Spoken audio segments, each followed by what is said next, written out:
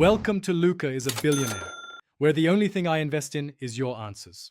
You'll start by powering the switch and getting into position. Hold the console steady.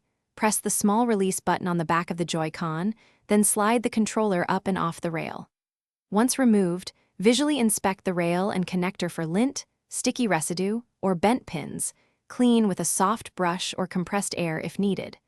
You do this now because mechanical fit and electrical contact matter for pairing and firmware updates that follow. Move directly to the next step when clean. You'll next make the switch recognize the controller and ensure firmware is current. First, fully power cycle the console. Sleep mode won't clear connection issues. Attach the Joy-Con to the rail for a few seconds to let the system register it, then detach and go to Controller's Change Grip/Order. If the controller doesn't appear, hold the sync button on the Joy-Con until lights blink. Once detected, check System Settings Controllers and Sensors for available controller updates and apply them. Finish by calibrating and confirming inputs so play is reliable. Go to System Settings, then Controllers and Sensors, and run stick and button calibration. Follow on-screen prompts to center sticks and test buttons.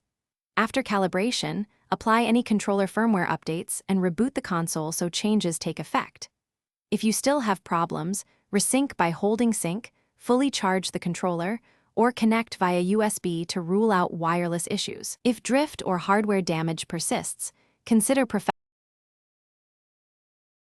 Thanks for watching and please subscribe. It's the best investment you'll ever make.